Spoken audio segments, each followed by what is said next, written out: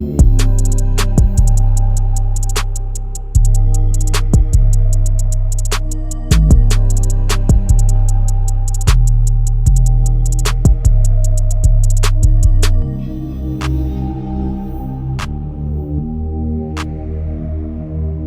back to the Team to Beat Miami Heat podcast, your one-stop shop for daily Miami Heat content. My name is Amir. For today's episode, we have Martel back on the channel. You can find Martel at the Miami Heat Zone podcast, so make sure to go to his channel and subscribe. So, Martel, there's been a lot of news on Twitter regarding the Miami Heat and specifically the Los Angeles Lakers. We know that LeBron James opted into his final year of his contract, which is like $52.3 million.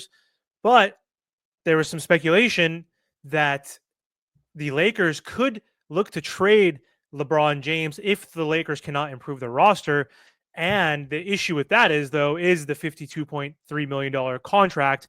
So it's been stated by ESPN there's little to no trade interest for LeBron James around the NBA if he does become available. So my question is, what are your thoughts on that whole scenario? Do you think LeBron does leave the Los Angeles Lakers? They did say there's rumors that the Dallas Mavericks could be interested, which could be pretty interesting for him to match up and pair back with two of his teammates that he's won championships with, Kyrie Irving and Anthony Davis. But there has been some speculation that, hey, should the Miami Heat show some interest in asking LeBron James to come back to the Miami Heat? So what are your whole thoughts on the LeBron James situation? Yeah, I mean, I don't see LeBron James really coming back to the Miami Heat. I'm gonna always stand 10 toes down on this that he should have never have left the Miami Heat. He won two championships with the Miami Heat. I understand Pat Riley could have been, just a little bit overbearing. And sometimes, when you're playing with the same roster for the most part and you're with the same organization for like 5 years and you're going through playoff runs and it can become exhausting and sometimes you need to change your scenery. And of course he had to go back home. I understand that. But LeBron James should have never have left the Miami Heat to begin with. When it comes to him possibly leaving, this all comes down to the front office. What do they want to do with Luka? I mean, they're still waiting for Luka to sign the contract extension. I believe it starts in August. I can't remember exactly when he is ready to sign that. But it just comes down to what do they want to do with Luka going forward? Luka's going to be their main focus. And if LeBron James feels like he can't win a championship with the Lakers, then we could possibly see him moving on to another roster. However, that $52 million deal is a very steep price. And it's going to be similar to what Kevin Durant was going through in terms of everyone, even though it's LeBron James, Hall of Famer, best player in the world, our team's going to be willing to give up all their assets, especially when Savannah James said that she wants LeBron James to retire within a year or so. Yeah, he's still an all NBA player. Like he was second team all NBA, averaged 26, 6 and 8. Like he's still a force, but he is clearly slowing down, at least on the defensive end. But he's still just a 1 out of 1 anomaly, like once in a lifetime type of athlete that at age 41, soon to be 41 in December, that he is still capable of being all NBA, which is insane. But yeah, I don't see a world where he returns to Miami. And in general, I don't see him going to another team because, like, let's say he does want to go to the Mavericks, which would be a freaking joke. Obviously, that the Lakers were able to obtain Luka without having to trade LeBron or Reeves or half of their team, basically, right? But they did have to give up AD. But still, one of the most rigged trades in NBA history with AD and one pick for Luka, who's in his prime. But anyway, if they went to Dallas, though, they don't have salaries to match that $52 million. They would have to get rid of a Kyrie or AD, which they're not going to do. So then they're going to have to deplete all of their role players. So then you have a top-heavy team of 3 older stars, and then you're dealing with the same issues that like the Suns dealt with. Like I'm not comparing Dallas to the Suns, but they didn't have depth.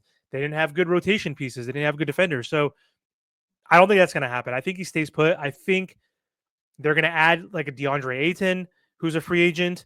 They're going to add probably a Jordan Clarkson, who just got bought out by the Jazz minutes ago.